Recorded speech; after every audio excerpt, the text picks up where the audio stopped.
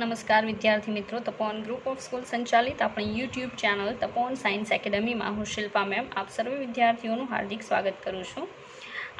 Last video લેક્ચરમાં આપણે chemical ઇક્વિલિબ્રિયમવાળું chapter જે છે એ ફિનિશ કર્યું એન્ડ ત્યાર પછી હવે આપણું એક નવું ચેપ્ટર લાસ્ટ વિડીયો લેક્ચરમાં સ્ટાર્ટ કરી દીધું છે, ઉષ્માગતિશાસ્ત્ર.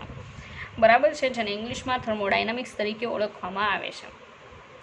લાસ્ટ ટાઈમ તમને એના વિશે સમજ આપી હતી, પ્રણાલી જોઈ હતી આપણે, પ્રક્રમ છે એના ટાઈપ જોયા હતા. બરાબર છે, અને હવે પછી આપણે જે જોવાના છીએ, બરાબર, તો એ આપણે જોશું જુદા જુદા પ્રકારની પ્રોપર્ટીઝ. બરાબર, મોસ્ટ અગત્યનું છે, કારણ કે એના બેઝ જ્યારે ક્વેશ્ચન પૂછાય ત્યારે એ સોલ્વ કરવામાં પણ સ્ટુડન્ટને તકલીફ થાય છે. બરાબર છે, કારણ કે એમાં સમજ જોઈએ. બરાબર, અને એ સમજ ઇનકેસ તમે કેટલા અંશે લીધી છે કેટલી નથી લીધી એનો મને કોઈ ખ્યાલ નથી, તો અહીંયા પ્રોપર સમજ લઈએ. બરાબર, ચાલો. તો ટૉપિક બહુ બધા જોવાના છે એટલે મેં ટૉપિક વિશે અહીંયા કોઈ વાત નથી કરી. બરાબર, જેટલા પણ પોસિબલ બનશે એ ટૉપિક આપણે જોઈશું. બરાબર, ચાલો. તો ફર્સ્ટ ઓફ ઓલ આજે જે આપણે જોવાના છીએ એ છે ગુણધર્મોના પ્રકાર. બરાબર છે, થર્મોડાયનેમિક્સની અંદર હવે કોઈ પદાર્થ છે તો એની કેટલી પ્રોપર્ટીઝ હોઈ શકે, કેટલા ટાઈપની. બરાબર, આપણે એ જોવાનું છે. બરાબર, તો બે ટાઈપના ગુણધર્મો આવશે, એકને કહેવાય માત્રાત્મક ગુણધર્મો અને બીજું આવશે વિશિષ્ટ ગુણધર્મો. રેડી? તો પહેલાં તો ગુણધર્મ જે છે એના પ્રકાર આપણે જોઈએ. તો કહી દો કે બે પ્રકારના ગુણધર્મો હોય છે. બે પ્રકારના ગુણધર્મો પદાર્થ ધરાવે છે. પદાર્થ ધરાવે છે. બરાબર, હવે કયા બે પ્રકારના ગુણધર્મો હશે કે જે પદાર્થમાં આપણને જોવા મળે એના વિશે વાત કરીએ.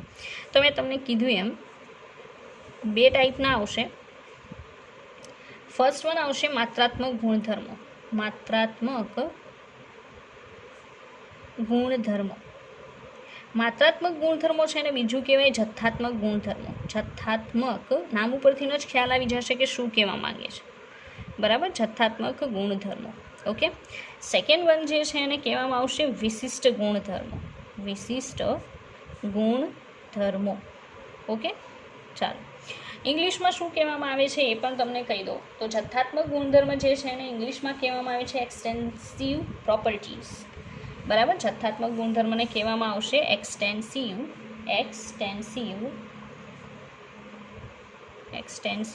પ્રોપર્ટીઝ. ઓકે, અને આ જે વિશિષ્ટ ગુણધર્મો છે એને કહેવામાં આવશે intensive properties. Intensive properties. Okay, તો પહેલાં તો મેં ખાલી તમને સમજ આપી કે નોર્મલી પદાર્થ જે છે એની પાસે બે ટાઈપના ગુણધર્મો હોય છે. ફર્સ્ટ વન છે માત્રાત્મક ગુણધર્મ, જેને જથ્થાત્મક ગુણધર્મો પણ કહેવાય, ઇંગ્લિશમાં એક્સટેન્સિવ પ્રોપર્ટીઝ. સેકન્ડ વન છે વિશિષ્ટ ગુણધર્મો, ઇંગ્લિશમાં ઇન્ટેન્સિવ પ્રોપર્ટીઝ તરીકે ઓળખવામાં આવે છે. બંનેને આપણે થોડુંક વધારે જોઈએ. બરાબર, કે બંને શું કહેવા માંગે છે. તો હું આ ડિફરન્સના ફોર્મમાં એઝ ઇટ ઇઝ રાખું છું. બરાબર, વચ્ચે ખાલી લાઇન ડ્રો કરી દો તો તમને ખ્યાલ આવશે કે આપણે શું જોઈએ છે. ઓકે, ચાલો. તો ફર્સ્ટ આપણે જોઈશું એક્સટેન્સિવ પ્રોપર્ટીઝ, મતલબ માત્રાત્મક ગુણધર્મો. ભાઈ નામ ઉપરથી જ ખ્યાલ આવી જશે કે એવા ગુણધર્મો પદાર્થના જે પદાર્થના જથ્થા પર આધાર રાખે છે. બરાબર, તો અહીંયા દર્શાવી દઉં છું. એવા ગુણધર્મો જે દ્રવ્યના જથ્થા પર આધાર રાખે છે. જથ્થા પર આધાર રાખે છે.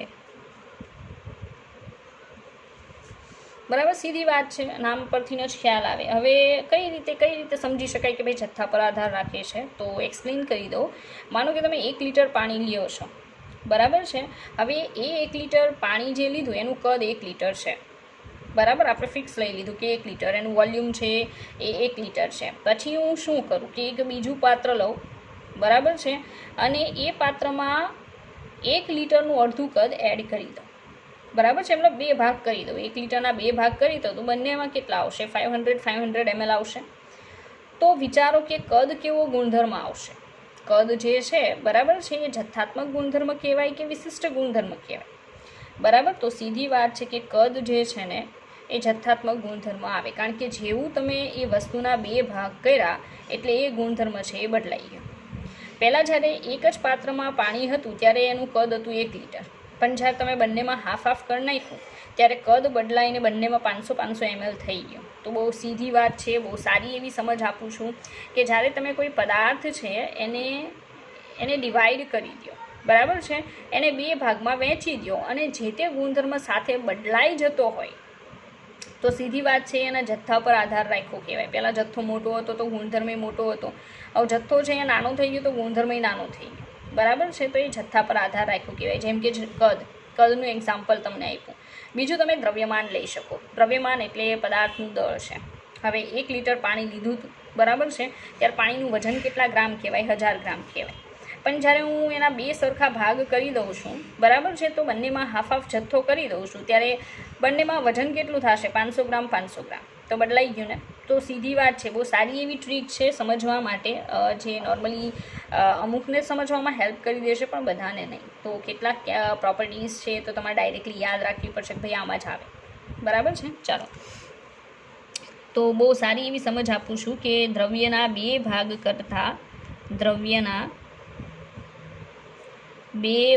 કરતાં જો ગુણધર્મ બદલાઈ જતો હોય, ગુણધર્મ બદલાતો હોય, તો ગુણધર્મ બદલાતો હોય ઇન ધ સેન્સ કે એની માત્રા બદલાતી હોય, તેની માત્રા બદલાય, બરાબર, તો તેને જથ્થાત્મક ગુણધર્મ કહે છે. જથ્થાત્મક ગુણધર્મ કહે છે, બરાબર છે. તો બહુ સારી રીતે તમે સમજી ચૂક્યા હશો કે કોઈ દ્રવ્ય છે, બરાબર છે, એને હું 2 ભાગમાં ડિવાઈડ કરી દઉં અને જો એની જે તે પ્રોપર્ટી એની સાથે સંકળાયેલી છે એ બદલાઈ જતી હોય તો જથ્થાત્મક અને ન બદલાતી હોય તો વિશિષ્ટ, બરાબર છે. ચાલો, તો એક્ઝામ્પલમાં કયા આપી શકીએ તમે સમજી શકશો. મેં જે કીધું છે ને એને ઉદાહરણ આપીશ. એટલે તો એક્ઝામ્પલ ફર્સ્ટ ઓફ ઓલ એમાં પહેલું જ આવશે કદ. ઇંગ્લિશમાં વોલ્યુમ કહેવાય, આપણે વીથી દર્શાવીએ છીએ. હમણાં હજી સમજાયું કે 2 સરખા ભાગ કરો, કદ બદલાઈ જશે. પછી આવશે દ્રવ્યમાન, દળ. દ્રવ્યમાન, બરાબર છે ને, આપણે શું કહીએ છીએ? દળ, અને સ્મોલ એમથી બતાવીએ છીએ. તો દળ પણ બદલાઈ જવાનું છે ને. તમે એ પદાર્થ છે દ્રવ્ય એને 2 સરખા ભાગમાં વહેંચી દો તો દળ છે એ બદલાઈ જશે. પહેલાં હતું એના કરતાં અડધું થઈ જશે. પછી છે સર્જન એન્થાલ્પી. સર્જન એન્થાલ્પી, જો ભાઈ આ વસ્તુ એવી છે કે આપણે ધીરે ધીરે લેશન જે છે લેશનને જોશું તો અંદર આવવાની જ છે સર્જન એન્થાલ્પી. જો 2 એન્થાલ્પી આવે, એક સર્જન એન્થાલ્પી આવશે, એક વિયોજન એન્થાલ્પી આવશે. સીધી વાત છે, કોઈ કેમિકલ નવું પ્રોડ્યુસ થાય છે એ દરમિયાન જે પણ એનર્જીનો ફેરફાર થશે એને સર્જન એન્થાલ્પી કહેવાય, બરાબર છે. એ આગળ જતા આવશે. અત્યારે તમારે આમાં યાદ રાખવાનું, એ જથ્થાત્મક ગુણધર્મ છે. મોટો જથ્થો લેશો તો સર્જન એન્થાલ્પી વધારે હશે, જથ્થાને હાફ કરી દેશો તો સર્જન એન્થાલ્પી પણ અડધી થઈ જશે, મતલબ બદલાય છે જથ્થા સાથે, તો એ જથ્થાત્મક ગુણધર્મમાં આવશે. ચાલો, બીજું આવશે મુક્ત ઉર્જા, ગિવ્સ ફ્રી એનર્જી, મુક્ત ઉર્જા, ઓકે. પછી આવશે એન્ટ્રોપી. એન્ટ્રોપી તમને ખબર જ હશે, અવ્યવસ્થાનો માપદંડ છે, બરાબર, S. બીજું આવશે ઠાર બિંદુનો ઘટાડો. ઠાર બિંદુનો ઘટાડો.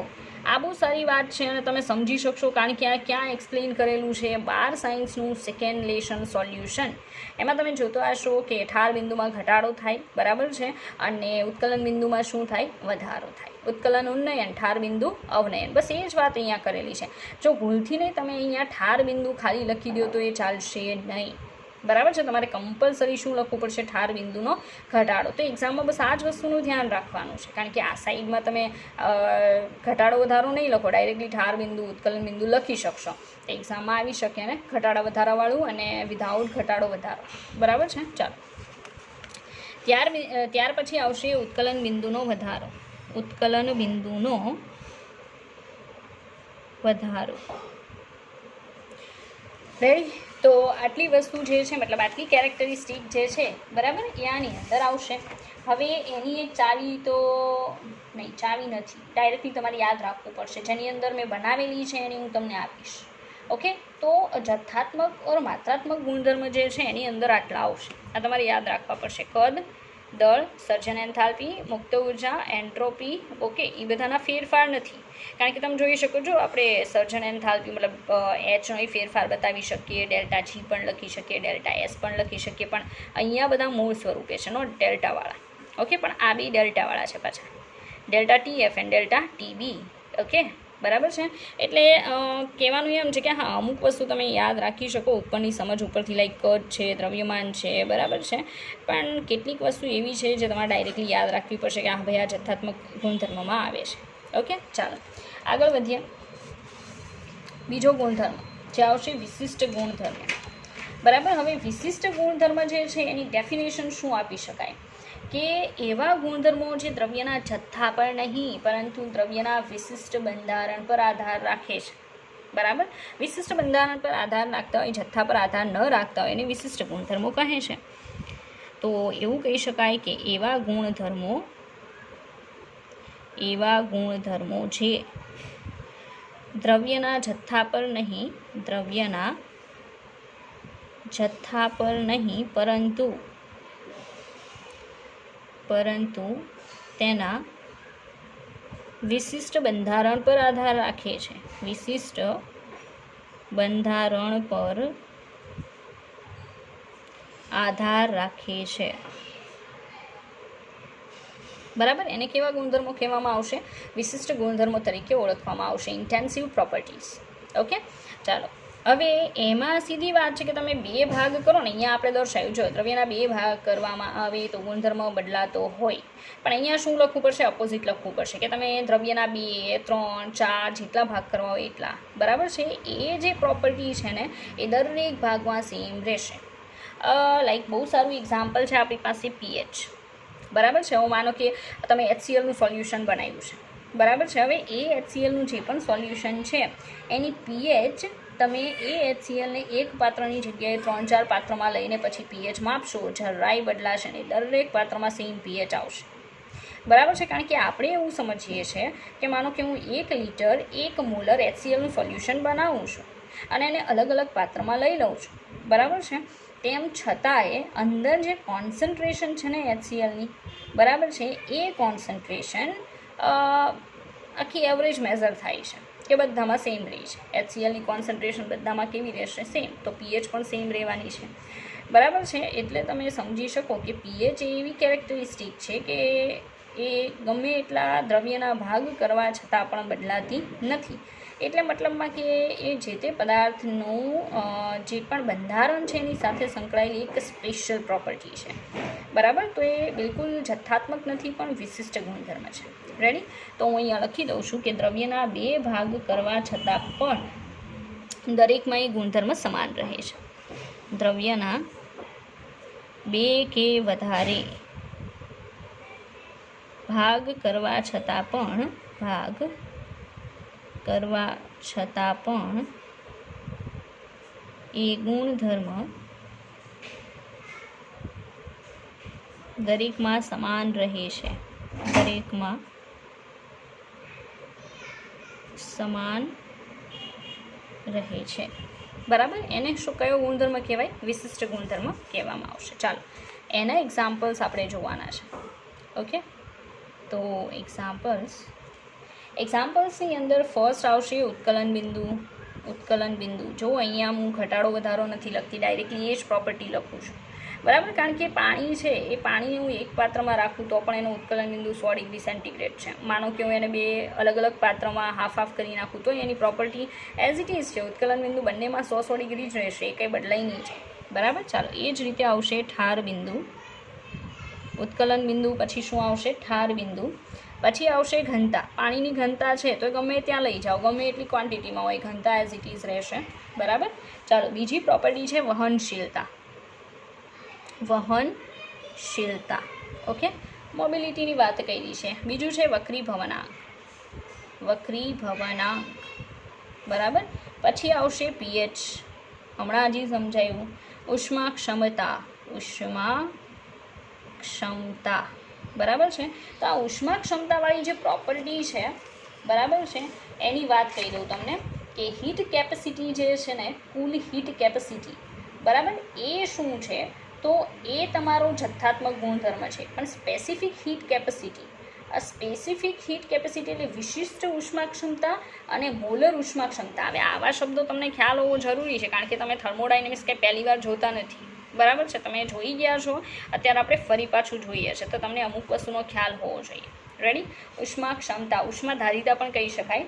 તો તમને ચોખ્ખું કહી દઉં કે જે વિશિષ્ટ ગુણધર્મ છે એમાં બે આવશે: વિશિષ્ટ ઉષ્મા ક્ષમતા, અહીંયા લખી જ દઉં છું, વિશિષ્ટ ઉષ્મા ક્ષમતા અને મોલર ઉષ્મા ક્ષમતા. વિશિષ્ટ ઉષ્મા ક્ષમતા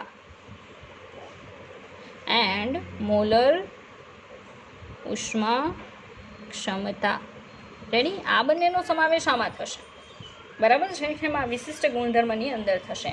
પણ જો આપણે કુલ ઉષ્મા ક્ષમતાની વાત કરતા હોઈએ, કુલ ઉષ્મા ક્ષમતા, તો એ પાછો જથ્થાત્મક ગુણધર્મ થઈ જશે. તો હું એમાં એડ કરી દઉં છું કુલ ઉષ્મા ક્ષમતા, હીટ કેપેસિટી, બરાબર છે. તો તમે સમજી શકો કે કયું એમાં આવે છે. આ બંને જે છે એના પાર્ટ એ આમાં આવશે વિશિષ્ટ ગુણધર્મમાં, જ્યારે ટોટલ ઉષ્મા ક્ષમતા ડિપેન્ડ કરશે જથ્થા ઉપર, બરાબર છે. ચાલો, એના સિવાય બીજા જે કેરેક્ટર છે એમાં શું આવશે, મતલબ જે ગુણધર્મ, સોરી, સ્નિગ્ધતા. અહીંયા લખી દઉં છું સ્નિગ્ધતા. સ્નિગ્ધતા જે છે એનો મતલબ થાય ચિકાશ, બરાબર છે. હવે મધ લઈ લો, વોટર લઈ લો, વધારે ચીકણું કોણ હોય, મધ ધીમે ધીમે ગતિ કરશે, બરાબર. બીજું છે દબાણ અને બાષ્પ દબાણ.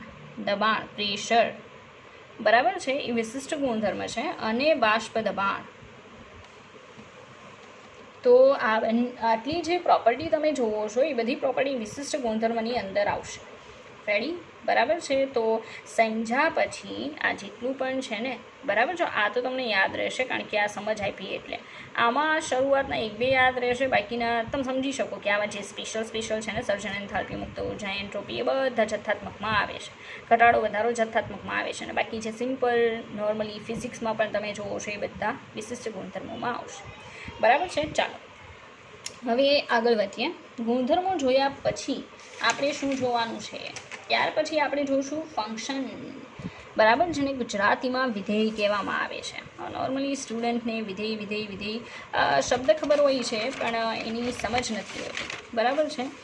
ફિઝિક્સમાં આઈ થિંક તમે થર્મોડાયનેમિક્સ જોઈ ગયા છો, હમણાં જ જોયું, એટલે તમને તેમાં કદાચ સમજાયું હોય કે ભાઈ આ સ્ટેટ ફંક્શન એ શું છે, બરાબર છે.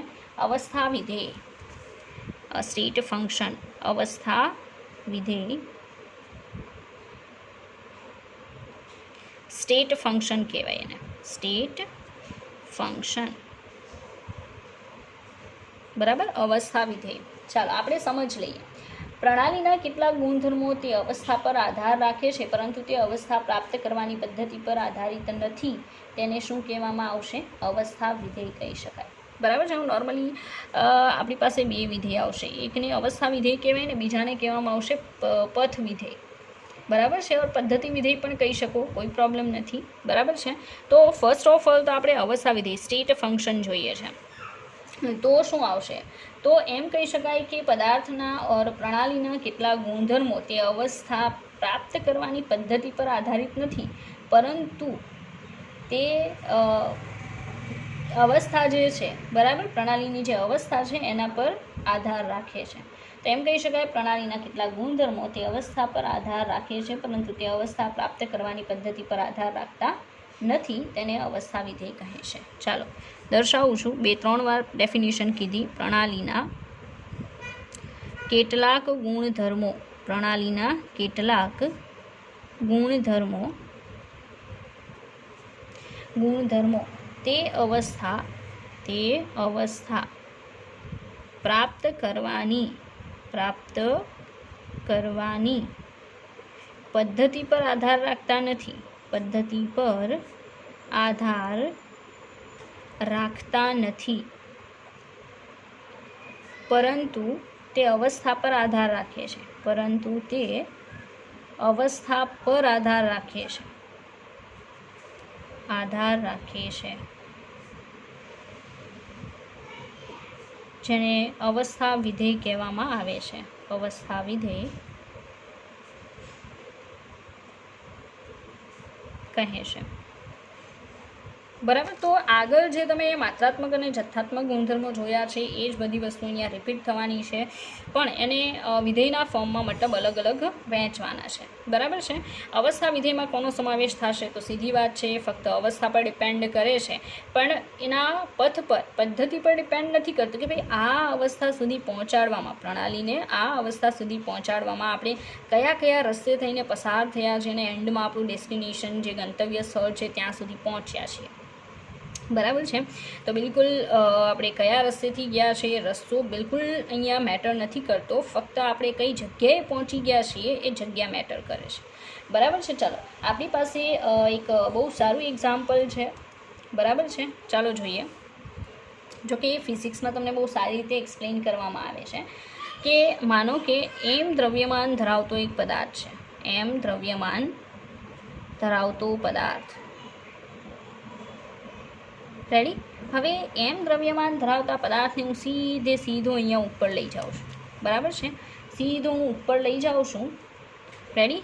તો અહીંયા એક કાર્ય થશે, કાર્ય. બરાબર. MGH લખાય. આવું નોર્મલી તમારે ફિઝિક્સમાં આવે છે. બરાબર. ત્યાં હું ફિઝિક્સ બેઝ એક્સપ્લેન કરું છું તમને. તો સીધી વાત છે કે અત્યારે તમે સ્ટ્રેટ ડાયરેક્શનમાં, સીધી ડાયરેક્શનમાં પદાર્થને, એમ દ્રવ્યમાનવાળા પદાર્થને ઉપર લઈ જાઓ છો અને ત્યાં પહોંચતા કાર્ય કેટલું થાય છે? MGH. હવે ઇનકેસ હું એવું કરું, આ હાઈટ h છે, એનું દ્રવ્યમાન m છે, જે તમને બધાને ખબર છે, ફિઝિક્સમાં આવે છે. બરાબર. Gravity constant I think 9.8 something. તો આજે છે એને હું કદાચ આમ ફેરવીને પદાર્થને આમ ફેરવીને અહીંયા લઈ ગઈ હોતે. બરાબર છે. તો એનું જે કાર્ય થયું હોય, કાર્ય, બરાબર છે, એ MGH જેટલું જ રહેશે, બિલકુલ ડિપેન્ડ નહીં કરે રસ્તા પર. બરાબર છે. એટલે કહેવાનું એમ છે કે અહીંયા જે ઉર્જા, આપણે કાર્ય તો ડિપેન્ડ કરશે, પણ ઉર્જા જે છે, ઉર્જા એ પણ ડિપેન્ડ કરશે. બરાબર છે. પણ કેટલીક બીજી બાબતો છે ને એ ડિપેન્ડ નહીં કરે. બરાબર છે. તો અહીંયા ડિપેન્ડ કરશે રસ્તા પર. કાર્ય, ઉર્જા બંને ડિપેન્ડ કરશે. ચાલો હું લખી જ દઉં છું, કાર્ય એન્ડ ઉર્જા. બરાબર. થર્ડ વન ઉષ્મા ક્ષમતા. ઉષ્મા ક્ષમતા. આ ત્રણ બાબતો મોસ્ટ IMP અહીંયા જે દર્શાવી છે ને યાદ રાખવી કે રસ્તા પર આધાર રાખશે. રસ્તા પર આધાર રાખે. રેડી. મતલબ કાર્ય જે છે, કાર્ય બિલકુલ રસ્તા પર ડિપેન્ડ કરશે, કારણ કે કાર્ય ઇઝ ઇક્વલ ટુ ઉર્જા લઈ શકાય. બરાબર છે. તો સીધા જઈએ તો ઓછું કાર્ય થશે, અહીંયાથી મતલબ આપણે રસ્તો ફરીને જશું તો વધારે કાર્ય થશે. પણ હું એ એમ દ્રવ્યમાનવાળો પદાર્થ છે, એનું ટેમ્પરેચર T છે, કોઈ અચળ લઈ લો, એને હું સીધું લઈ જાઉં અને ત્યાં પણ એનું જે પણ ટેમ્પરેચર છે એઝ ઇટ ઇઝ T છે. બરાબર છે. ઓર વધી ઘટીને જે પણ થાય છે થઈ જાય છે. પછી હું ફેરવીને લઈ જાઉં છું અને પાછું એ જ જગ્યાએ લઈ જાઉં છું તો પણ ટેમ્પરેચરમાં કોઈ ફેર પડશે નહીં. તો તાપમાન છે, દબાણ છે, કદ છે, આંતરિક ઉર્જા, એન્થાલ્પી, મુક્ત ઉર્જા, એન્ટ્રોપી, તો આ બધી વસ્તુઓ જે છે ને, બરાબર છે, એ બિલકુલ રસ્તા પર આધાર રાખતી નથી કે કયા માર્ગેથી એને લઈ જઈએ છે. બરાબર છે. ફક્ત અવસ્થા પર ડિપેન્ડ કરે છે. બરાબર.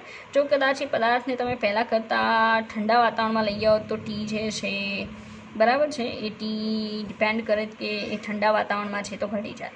પછી પહેલાં કરતાં હાયર ટેમ્પરેચરવાળી અવસ્થામાં લઈ જાઓ તો T બદલાઈ જાય. મતલબ અવસ્થા પર ડિપેન્ડ કરે છે. બરાબર. રસ્તો કયો છે એના ઉપર તાપમાન ડિપેન્ડ કરે નહીં એ વસ્તુનું. રેડી. ચાલો, તો હવે કહેવાનું એમ છે કે આપણે એક્ઝામ્પલ દર્શાવીએ એના. રેડી. તો એની મેં કદાચ કી બનાવેલી છે, અવસ્થા વિધેયની કી બનાવેલી છે. એ છે HP નું TV સેજ ધીમું રાખવું. બરાબર. આવી રીતે છે એક્ઝામ્પલ. કોના એક્ઝામ્પલ લખું છું ને એ ખબર હોવી જોઈએ. જો હું પાછું કહી દઉં તમને, આ જે એક્ઝામ્પલ છે બિલકુલ અવસ્થા વિધેયના નથી, એ પથ વિધેયના છે. બરાબર. એ મેં અહીંયા દર્શાવી દીધા. પણ આપણે જે જોઈએ છે અવસ્થા વિધેય છે કે ફક્ત અવસ્થા પર આધાર રાખે છે, રસ્તા પર આધાર રાખશે નહીં. ઓકે. એના જે ઉદાહરણ છે એમાં આવશે, મેં કીધું એમ ચાવી બનાવેલી છે કે HP નું TV સેજ ધીમું રાખો. બરાબર. આમાં કઈ વસ્તુ આવી જશે જોવો તો આમાં આવી જશે HP TV SEG. આટલા જે કેરેક્ટર છે એ બધા અવસ્થા વિધેય છે. બરાબર છે. હવે એના ઉપરથી તમે શું યાદ રાખશો? ચાલો, એચ પરથી શું યાદ રાખવાનું છે? એન્થાલ્પી. એન્થાલ્પીનો સિમ્બોલ છે એચ. બરાબર. જો ભાઈ ચોખ્ખા શબ્દોમાં કહી દઉં કે એન્થાલ્પી છે એ અવસ્થા વિધેય છે, એન્થાલ્પીનો ફેરફાર નહીં. બરાબર છે, કહેવામાં આવે ને એને ધ્યાનથી સાંભળવું, કારણ કે એમસીક્યુની અંદર આટલી નાની નાની બાબત પણ જોવામાં આવશે. ચાલો, પી એટલે આવશે પ્રેશર, જેને ગુજરાતીમાં કહેવાય દબાણ. પછી ટી એટલે શું આવશે? તો તાપમાન. વી એટલે વોલ્યુમ, જેને ગુજરાતીમાં કહેવાય કદ. ઓકે. એસ એટલે શું આવશે? એન્ટ્રોપી, નોટ એન્ટ્રોપી, ફેરફાર. ઓકે.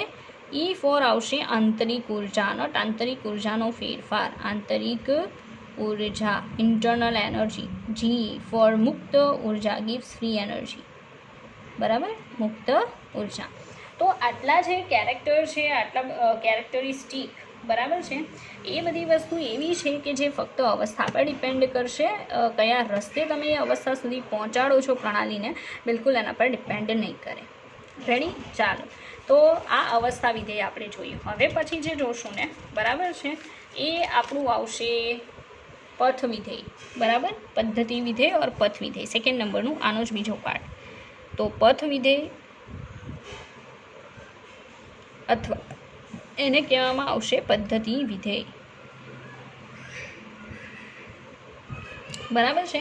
અને એને ઇંગ્લિશમાં જો તમારે કહેવું હોય તો એને કહેવામાં આવશે, 1 minute, I will have to C, path function. ઓલું સ્ટેટ ફંક્શન હતું, બરાબર, સ્ટેટ એટલે અવસ્થા, આ આવશે રસ્તો એટલે પાથ ફંક્શન. બરાબર, પાથ ફંક્શન. ઓકે.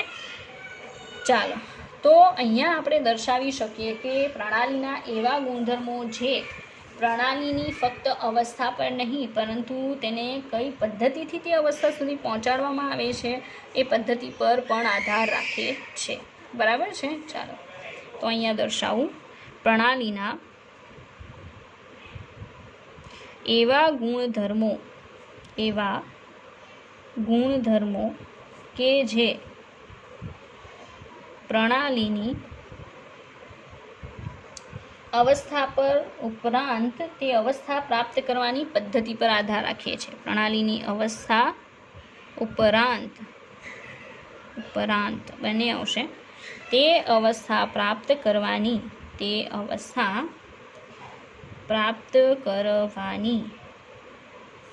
પદ્ધતિ પર આધાર રાખે છે. પદ્ધતિ પર આધાર રાખે છે. તેને શું કહેવામાં આવશે? પથ વિધેય કહે છે. બરાબર, પથ વિધેય કહે છે. રેડી? આના એક્ઝામ્પલ મેં 3 જે આપી દીધા, બસ ઇનફ છે. બીજા કોઈ એક્ઝામ્પલ એક્ઝામની અંદર નહીં પૂછાય. બરાબર. જો હા, જ્યાં ઘટાડો વધારો કહેવામાં આવે છે ત્યાં કમ્પલસરી ઘટાડો વધારો જ યાદ રાખવું. જ્યાં ડાયરેક્ટલી એના નામ દર્શાવવામાં આવે છે ત્યાં એઝ ઇટ ઇઝ એ જ યાદ રાખવા. બરાબર છે, કારણ કે જો એમાં ભૂલ કરી તો પ્રોબ્લેમ થશે. આના એક્ઝામ્પલની અંદર 3 આવશે: કાર્ય, ઉર્જા અને ઉષ્મા ક્ષમતા. કાર્ય, ઉર્જા એન્ડ આવશે ઉષ્મા ક્ષમતા. બરાબર છે. આ 3 વસ્તુ જે છે એ કયામાં આવશે? તો અવસ્થા વિધેયની અંદર એનો સમાવેશ થશે. બરાબર છે. ચાલો, એક એક્ઝામ્પલ તો આઈ થિંક હતું, હા, આ જે છે ઉષ્મા ક્ષમતા, બરાબર છે, એમાં તમે એ બંને લઈ શકો, મોલર ઉષ્મા ક્ષમતા અને વિશિષ્ટ ઉષ્મા ક્ષમતા. મોલર ઉષ્મા ક્ષમતા એન્ડ વિશિષ્ટ ઉષ્મા ક્ષમતા. વિશિષ્ટ ઉષ્મા ક્ષમતા. ઓકે, બંને ચાલશે. ચાલો, એક્ઝામ્પલની અંદર જો ચાલો, સવાલ એવો છે કે categorise this properties into state and path function. મતલબ કેટલાક ગુણધર્મો આપેલા છે અને પછી કહેવામાં આવ્યું કે ભાઈ આને અવસ્થા વિધેય અને પથ વિધેયમાં અલગ અલગ કરો. બરાબર છે. ચાલો, તો એ સવાલ પણ આપણે જોઈ લઈએ, પછી આગળ કામ કરીએ. સારો ક્વેશ્ચન છે. ક્વેશ્ચન: આપેલ ગુણધર્મોને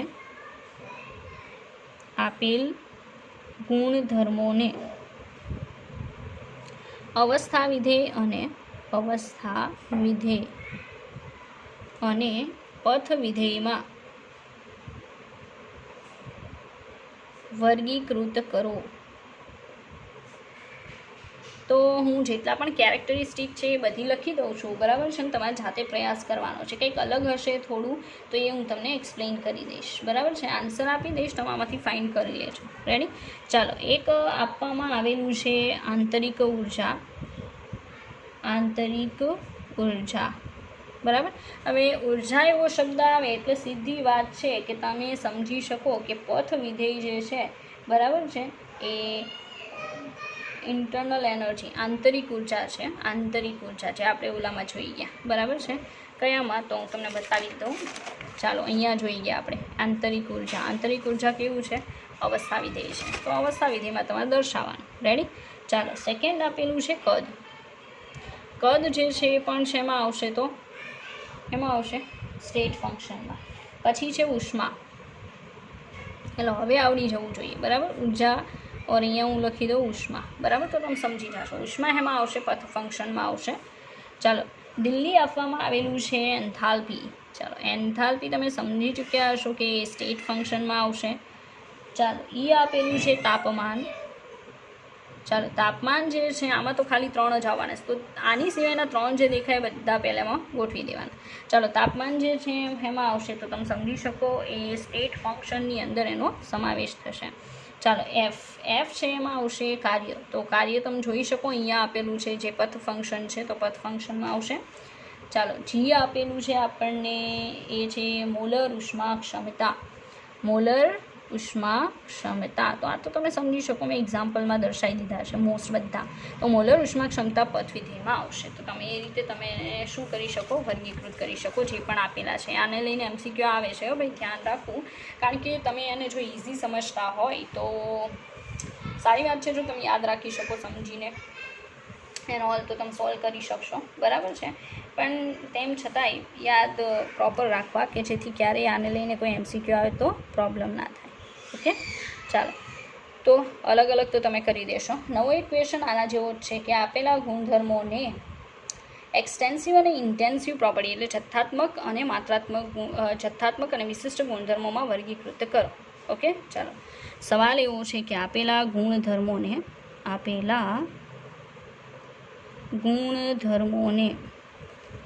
જથ્થાત્મક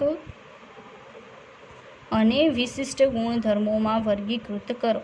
વિશિષ્ટ ગુણધર્મોમાં વર્ગીકૃત કરો, બરાબર. આવો સવાલ છે. હવે અહીંયા બધા હું દર્શાવી દઉં છું, ઉપરનાની જેમ જ તમારે વર્ગીકૃત જાતે કરી દેવાના છે. ઓકે, ચાલો, તો ફર્સ્ટ એ આપેલું છે કંઈક આપણને તાપમાન. ચાલો, સેકન્ડ બી આપણને આપવામાં આવેલું છે આંતરિક ઉર્જા.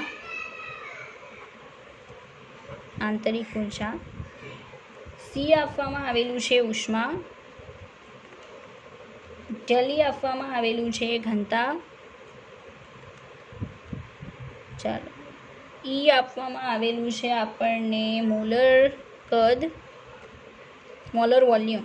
ઓકે, મોલર કદ.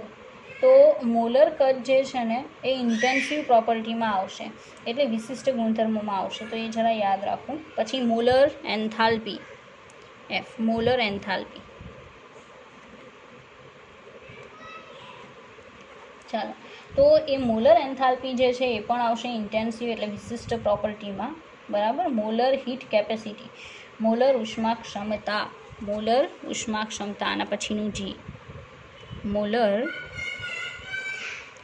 ઉષ્મા ક્ષમતા. તો તમારે આને કેટેગરાઇઝ કરવાનું છે કે ભાઈ આ જે મોલર હીટ કેપેસિટી છે, મોલર ઉષ્મા ક્ષમતા, એનો સમાવેશ શેમાં થશે, બરાબર છે. ચાલો, તો એ બધી બાબત તમને સમજાવી દીધી, એ પણ વિશિષ્ટ ગુણધર્મની અંદર સમાવિષ્ટ થશે. તો આ રીતે તમે મતલબમાં જે પણ આપેલા છે, બરાબર, એને વર્ગીકૃત કરી શકો. મેં આન્સર તો આપી દીધો છે, બસ અહીંયા દર્શાવ્યો નથી, જતાં તમારે જાતે ટ્રાય કરવાની છે. ચાલો, હવે આગળ વધીએ બીજા ટૉપિક તરફ, બરાબર છે. તો આપણો નવો ટૉપિક જે છે આવશે આંતરિક ઉર્જા યુ. બહુ પ્રોપર ધ્યાન આપવું. ઇન્ટરનલ એનર્જી યુ જે છે એને ઘણીવાર કેપિટલ ઈથી પણ દર્શાવવામાં આવે છે, બરાબર છે. તો જે પણ કહેવામાં આવે એને પ્રોપર ધ્યાનથી સમજવું, બરાબર. ચાલો, સમજો.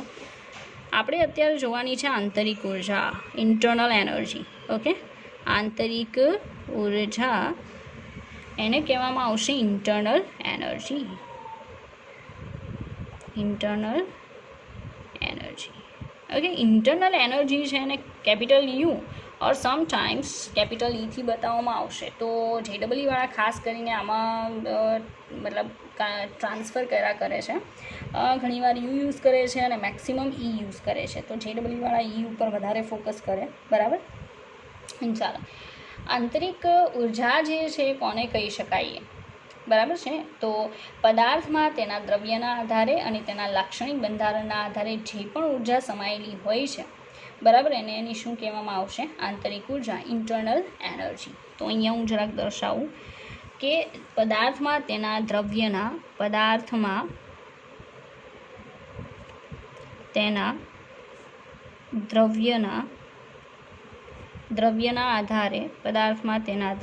આધારે અને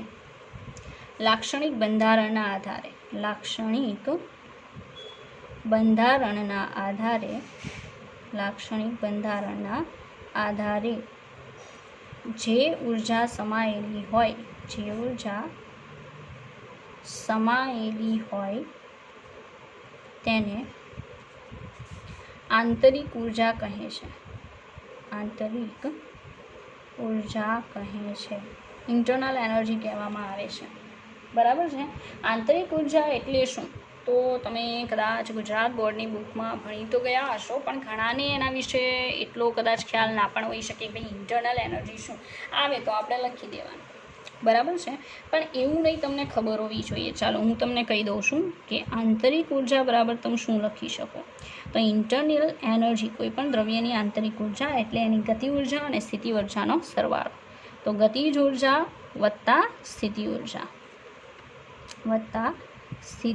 ઉર્જા, બરાબર, કાઇનેટિક એનર્જી પ્લસ એની સ્થિતિ ઉર્જા, બરાબર, બંનેનો સરવાળો છે.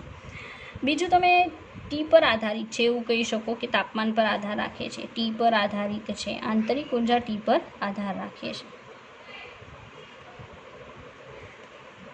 ટેમ્પરેચર પર ડિપેન્ડ કરશે. ઓકે, આગળ જોઈએ. નિરપેક્ષ મૂલ્ય માપી શકાતું નથી. આંતરિક ઉર્જાનું નિરપેક્ષ મૂલ્ય તમે નહીં માપી શકો, ફક્ત ફેરફાર માપવા માટે સક્ષમ છો. તો જે પણ સ્ટેટમેન્ટ કહેવામાં આવે છે ને એ બધા એવા સ્ટેટમેન્ટ છે કે તમારે યાદ રાખવા પડશે સમજીને. ઓકે, આંતરિક ઉર્જા એટલે ગતિ ઉર્જા વત્તા સ્થિતિ ઉર્જા, જે બિલકુલ કોના પર ડિપેન્ડ કરશે? ટેમ્પરેચર પર. બરાબર. બીજું તમે શું કહી શકો કે આંતરિક ઉર્જાનું નિરપેક્ષ મૂલ્ય માપી શકાતું નથી. આંતરિક ઉર્જાનું નિરપેક્ષ મૂલ્યમાં તમને સમજ પડવી જોઈએ. નિરપેક્ષ મૂલ્યનો સીધો મતલબ એવો છે કે પર્ટિક્યુલર એનું પોતાની જ પ્રાઇસ જો કોઈ દ્રવ્યને લઈને તમારે મેઝર કરવી છે તો ઇટ્સ નોટ પોસિબલ. ઓકે, આંતરિક ઉર્જાનું નિરપેક્ષ મૂલ્ય માપી શકાતું નથી.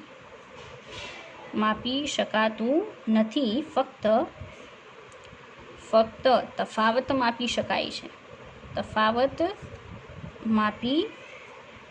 છે. મતલબ તેમાં થતો ફેરફાર માપી શકાય છે. બરાબર છે. ચાલો, તો આપણે એક એક્ઝામ્પલ લઈએ. અહીંયા હું રિએક્ટન્ટ લઈ લઉં. ઓકે, રિએક્ટન્ટમાંથી શું બનવાની છે? પ્રોડક્ટ બનશે. સીધી વાત. ઓકે, રિએક્ટન્ટમાંથી પ્રોડક્ટ બનશે. તો રિએક્ટન્ટ છે એની આંતરિક ઉર્જા હશે યુઆરથી બતાવો, ઓર ઈઆર પણ બતાવી શકો. ઓકે, તો રિએક્ટન્ટની પોતાની આંતરિક ઉર્જા. હવે એમાંથી સીધી વાત છે પ્રોડક્ટ બનશે, તો પ્રોડક્ટ જે છે એની રચના બદલાશે અને ઓલ, એટલે એની આંતરિક ઉર્જા છે એને યુપી કહી દો. અલગ જ હશે ચોક્કસથી. બરાબર છે. તો હું ચોક્કસથી યુઆર અને યુપી વચ્ચેનો મતલબમાં ડિફરન્સ માપી શકું. બરાબર છે. નિરપેક્ષ મૂલ્ય માપી શકાય નહીં. મતલબ ડેલ્ટા યુ મેઝર કરી શકાય. UP minus UR is equal two QV. આ મોસ્ટ ઇમ્પોર્ટન્ટ છે. આ બંને વચ્ચે કનેક્શન છે. Delta U is equal two QV. અચળ કદે ઉષ્મા ફેરફાર એટલે શું થશે? આંતરિક ઉર્જા ફેરફાર. બરાબર. તો delta U is equal two QV, અચળ કદે ઉષ્મા ફેરફાર. અચળ કદે ઉષ્મા ફેરફાર. બરાબર. તો અચળ કદે ઉષ્મા ફેરફાર જે છે ક્યુવી એ ડેલ્ટા યુ બરાબર થશે. બરાબર. તો આ જે બાબત છે ને આઈએમપી છે, બહુ બધી જગ્યાએ તમને કામમાં આવશે. તો એના ઉપર જરા ફોકસ કરવું અને એને ધ્યાનમાં રાખવું, બરાબર. તો આટલું જે એક્સપ્લેન કર્યું ને એટલું ઇનફ છે આંતરિક ઉર્જા માટે, તમે એને સમજી શકશો. રેડી. આગળ આપણે બીજું જોવાનું છે, બીજું વિધેય, અને એ છે એન્થાલ્પી. એન્થાલ્પી, ચાલો, એન્થાલ્પીનો બીજો કોઈ સિમ્બોલ નથી, એક જ છે એચ, બરાબર છે. હવે એ શું છે એ તમને કહી દો, બરાબર. તો આંતરિક ઉર્જા અને કાર્ય ઉર્જાનો સરવાળો કરો, મતલબ જો આંતરિક ઉર્જા અહીંયા બતાવેલી છે, દેખાય, આંતરિક ઉર્જા એટલે ગતિ ઉર્જા વત્તા સ્થિતિ ઉર્જા. કોઈ પદાર્થની આંતરિક ઉર્જા છે, બરાબર છે, એને ઈથી દર્શાવાય. પણ અહીંયા એન્થાલ્પી એટલે શું, તો એ તમને કહી દો. એન્થાલ્પી ઇઝ ઇક્વલ ટુ, કોઈ પણ દ્રવ્યની એન્થાલ્પી ઇઝ ઇક્વલ ટુ આંતરિક ઉર્જા, આંતરિક ઉર્જા પ્લસ બીજી કઈ ઉર્જા આવશે, તો કાર્ય ઉર્જા. કાર્ય ઉર્જા, આ બંનેનો સરવાળો કરો. ટોટલ કેટલી એનર્જીનો સરવાળો થયો કયો તો? આમ 2 છે, પણ આ બેમાં આ એક જે છે એમાં 2 આવે ને, ગતિ ઉર્જા વત્તા સ્થિતિ ઉર્જા પ્લસ કાર્ય ઉર્જા, 3 ઉર્જાનો સરવાળો કરો એટલે એન્થાલ્પી થાય, બરાબર છે. તો આંતરિક ઉર્જા પ્લસ કાર્ય ઉર્જા, આંતરિક ઉર્જાને યુથી દર્શાવે, કાર્યને લખાય પીવી. આવું તો કંઈ કીધું જ હશે. કાર્ય ઇઝ ઇક્વલ ટુ શું લખાય? પીવી લખાય, બરાબર છે. પ્રેશર મલ્ટીપ્લાય વોલ્યુમ કરો એટલે શું મળી જશે? કાર્ય. રેડી. તો યુ લખો અથવા ઈ લખો, બંને ચાલે. યુ પ્લસ પીવી એટલે શું થશે? Enthalpy H. H is equal to you plus શું લખી શકાય? પીવી લખાશે. ચાલો, આમાં પણ એક બાબત તો છે કે ભાઈ આમાં ફેરફાર આપણે માપી શકીએ, મેઝર કરી શકીએ, બરાબર. બહુ ઇઝીલી ફેરફાર સરળતાથી માપી શકાય છે. ફેરફાર મતલબ શું સરળતાથી માપી શકાય? ડેલ્ટા એચ સરળતાથી માપી શકાય છે. તમારે MCQમાં વધારે આવશે ડેલ્ટા એચનું મેઝર કરવાનું, બરાબર. ઇઝીલી માપી શકાય. રેડી. ચાલો આગળ જોઈએ. સેમ પહેલાંના જેવું તે કે આપણી પાસે રિએક્ટન્ટ છે, બરાબર છે. એમાંથી શું બનવાની છે? તો પ્રોડક્ટ બનશે, બરાબર. આ જે છે એનું એચ આર, આનું શું થશે? HP. આની એન્થાલ્પી, આની એન્થાલ્પી. જો મારે ડેલ્ટા એચ લખવું હોય તો HP માઇનસ શું કરવું પડે? HR. નિપજની એન્થાલ્પી માઇનસ પ્રક્રિયકની એન્થાલ્પી, અને યાદ રાખજો એના બરાબર લખાશે QP, બરાબર. આ બંને વચ્ચે કનેક્શન છે. Delta U is equal to કેમ QV હતું એમ delta H is equal to શું લખાય? QP. અચળ દબાણે ઉષ્મામાં થતો ફેરફાર, ઉષ્માનો ફેરફાર. અચળ ખુલ્લા પાત્રમાં હંમેશા દબાણ વાતાવરણના દબાણ જેટલું હોય છે ત્યારે થતો ઉષ્માનો ફેરફાર. એટલે અચળ દબાણે ઉષ્મામાં થતો ફેરફાર, ઉષ્મામાં થતો ફેરફાર. જો હું એક બાબત કહી દઉં અહીંયા તમને, ઘણીવાર દાખલામાં એ લોકો દબાણ નહીં આપે. એનું રીઝન છે કે એ લોકોએ પાત્ર ખુલ્લું રાખેલું હશે. હવે તમે જ વિચારો કે જો પાત્ર ખુલ્લું રાખો છો તો દ્રવ્ય ઉપર જે દબાણ લાગે છે એ દબાણ કોના કારણે હશે? વાતાવરણના દબાણ જેટલું, અને વાતાવરણનું દબાણ હંમેશા કેટલું હોય છે? 1, બરાબર. 1 વાતાવરણ 760 mmHg જેટલું હોય છે. રેડી. તો અચળ દબાણે ઉષ્મામાં થતો ફેરફાર દર્શાવે છે. તો delta H is equal two HP minus શું આવશે? HR is equal two QP. ચાલો, તો આજે જોયું શું આવશે? એન્થાલ્પી. રેડી. એન્થાલ્પી ફેરફાર. આગળનો એક ટોપિક હજી આપણે જોઈ લઈએ, એ આવશે ઉષ્માગતિશાસ્ત્રનો શૂન્ય નિયમ. ઉષ્માગતિશાસ્ત્રનો શૂન્ય નિયમ. જો કે આ નિયમ જે છે એ બધાને આવડતો હશે, બરાબર. ચાલો, ઉષ્માગતિશાસ્ત્રનો શૂન્ય નિયમ જે છે એને શું કહી શકાય? તો ઉષ્માના રૂપાંતરણનો મતલબ ઉષ્માના વિનિમયનો નિયમ છે એવું તમે કહી શકો. માનો કે કોઈ કમ્પાઉન્ડ એ છે, બરાબર, એને આપણે બીના સંપર્કમાં લાવીએ તો બંને વચ્ચે ઉષ્માનો વિનિમય થશે અને સંતુલન પ્રસ્થાપિત થશે. એ છે અને માનો કે સીના સંપર્કમાં લાવીએ તો પણ સેમ કન્ડિશન થશે કે એ અને સી વચ્ચે ઉષ્માનો વિનિમય થઈ અને જ્યારે સંતુલન પ્રસ્થાપિત થશે, બરાબર, ત્યારે ઉષ્માનો વિનિમય અટકી જશે. એવી જ રીતે સી અને બી વચ્ચે પણ ઉષ્માનો શું કરાવી શકાય? વિનિમય. બંને ટચમાં રાખો તો એ પોસિબલ બની શકે છે, બરાબર છે. એટલે કહેવાનું એમ છે કે આજે છે અને ઉષ્માગતિશાસ્ત્રનો શું કહી શકાય? શૂન્ય નિયમ. જેનું સ્ટેટમેન્ટ આપવું હોય તેવું આપી શકાય કે જો એ બી સાથે અને એ સી સાથે ઉષ્મીય સંતુલનમાં હોય ફરી પાછું કહી દઉં, એ બી સાથે અને એ સી સાથે ઉષ્મીય સંતુલનમાં હોય તો બી અને સી પણ ઉષ્મીય સંતુલનમાં હોય. બહુ સિમ્પલ છે, આના ઉપરથી જ છે કે જો એ અને સી એ બી સાથે અને એ સી સાથે ઉષ્મીય સંતુલનમાં હોય તો સી એ બી સાથે પણ ઉષ્મીય સંતુલનમાં હોય. તો અહીંયા દર્શાવું કે જો એ સી સાથે અને એ બી સાથે આની સાથે ઉષ્મીય સંતુલનમાં હોય, ઉષ્મીય સંતુલનમાં હોય તો બી એ સી સાથે પણ ઉષ્મીય સંતુલનમાં હોય.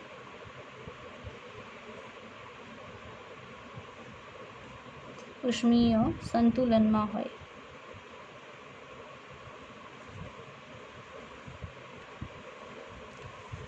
બરાબર. તો વિદ્યાર્થી મિત્રો, આજે તમે જુઓ છો એ કોનો નિયમ આવશે? ઉષ્માગતિશાસ્ત્રનો 0 નિયમ આવે છે. બરાબર છે. ચાલો, ઉષ્માગતિશાસ્ત્ર છે એનો પ્રથમ નિયમ અને એની સાથે સંકળાયેલી બાબતો જે છે એ આપણે નેક્સ્ટ લેક્ચરમાં જોઈશું. બરાબર છે. આટલું કાફી છે. આના ઉપર બહુ ધ્યાન આપી અને પ્રોપર કામ કરવું. બરાબર છે. MCQ સોલ્વ કરવાનું ચાલુ રાખવું. ચાલો, મળીએ નેક્સ્ટ લેક્ચરમાં.